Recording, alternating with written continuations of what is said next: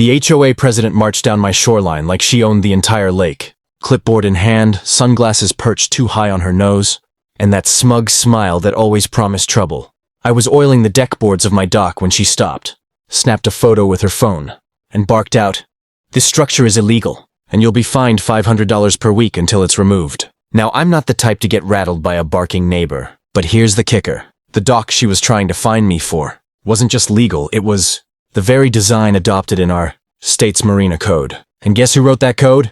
Me. See, before I retired to this lake house, I worked as a coastal engineer. My name is literally on the documents that define waterway structures for half the counties in the state. Every pier, dock, and boat slip is built under the guidelines I drafted. So when the HOA queen came storming down my property line, trying to puff up her authority, I knew she had no idea who she was dealing with. But I didn't say anything.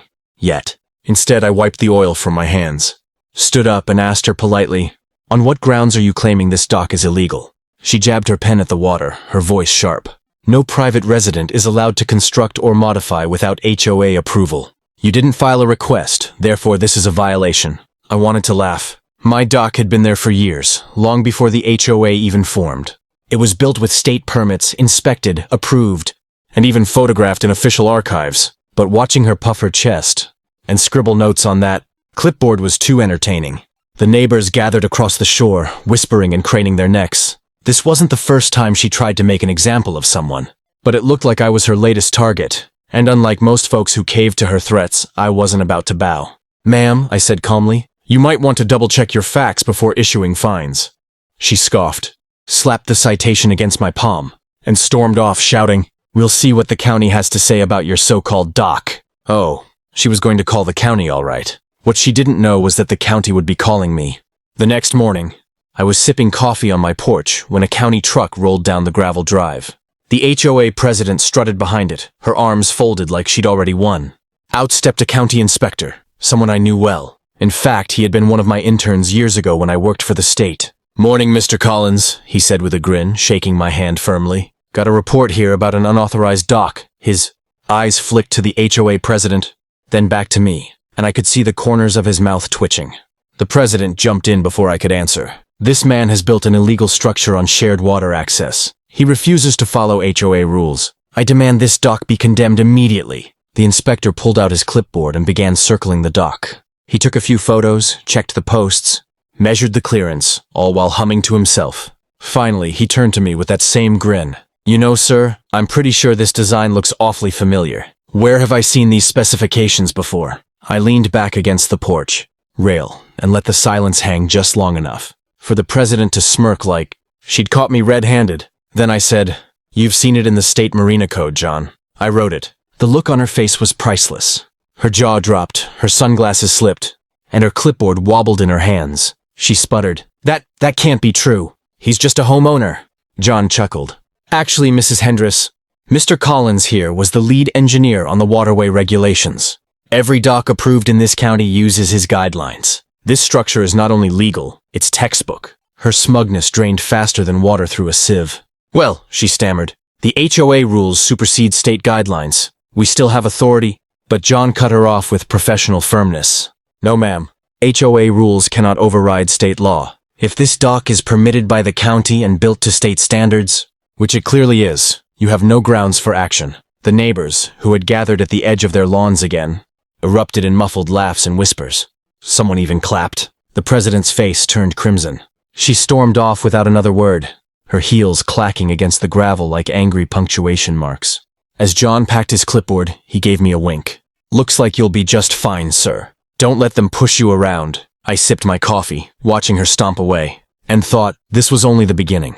The days following that inspection were almost too quiet. For a moment, I thought maybe the HOA president had finally learned her lesson. But with people like her, silence usually means plotting. And sure enough, by the weekend, a thick envelope showed up in my mailbox, an official notice of violation, with bold red lettering across the top.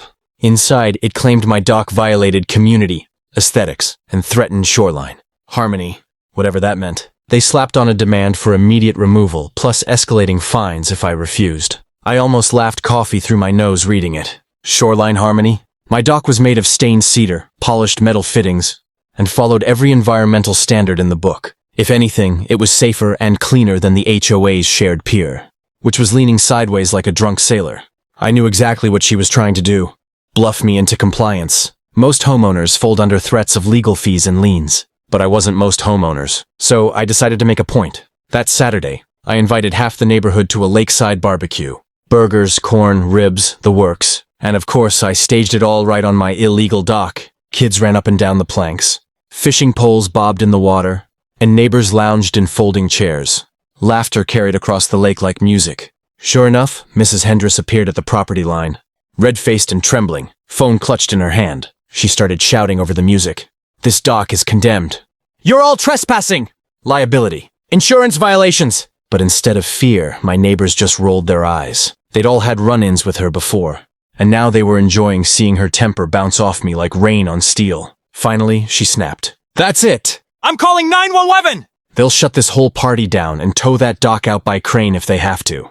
She actually dialed, pacing in circles, shrieking into the phone about an unlawful water structure and a dangerous gathering.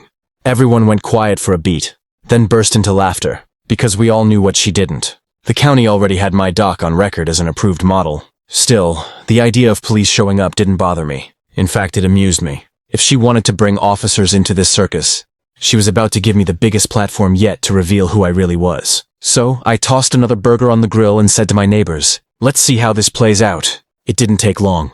The sound of sirens cut through the evening air, and soon 2 patrol cars rolled down the gravel lane, lights flashing but no urgency in their pace. The kids ran to the shoreline to watch, while the neighbors settled, back in their chairs like they were about to see the main event. The HOA president strutted forward, pointing furiously at my dock. "Officers, shut this down immediately. This man has built an illegal structure. He's hosting an unauthorized gathering, and it's a hazard to the entire community." The officers glanced at each other, then at me, standing calm with a spatula in hand and smoke from the grill rising behind me. One of them, Officer Daniels, raised an eyebrow. "Sir, can we have a word?" "Of course," I said, wiping my hands and walking over.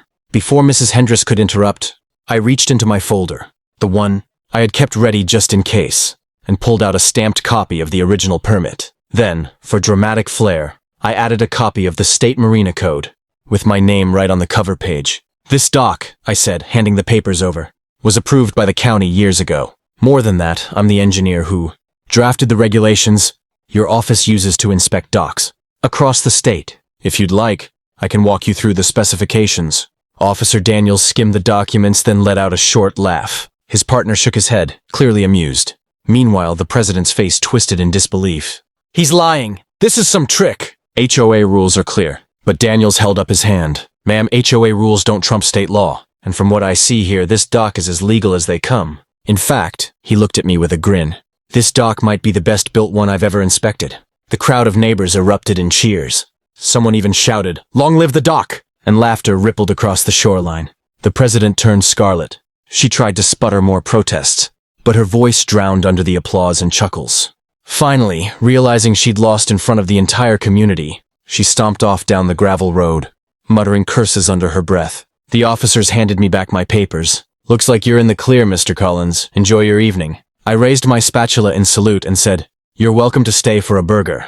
They declined politely, but the smirk on their faces told me they'd be laughing about this all the way back to the station. And as the sun set over the water, I leaned against the rail of my very legal dock, thinking one thing: some battles you don't just win.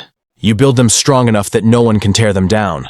If you enjoyed this crazy HOA showdown, don't forget to smash that like button, drop a comment sharing your thoughts, and of course, subscribe so you don't miss the next wild story. Your support keeps these stories coming.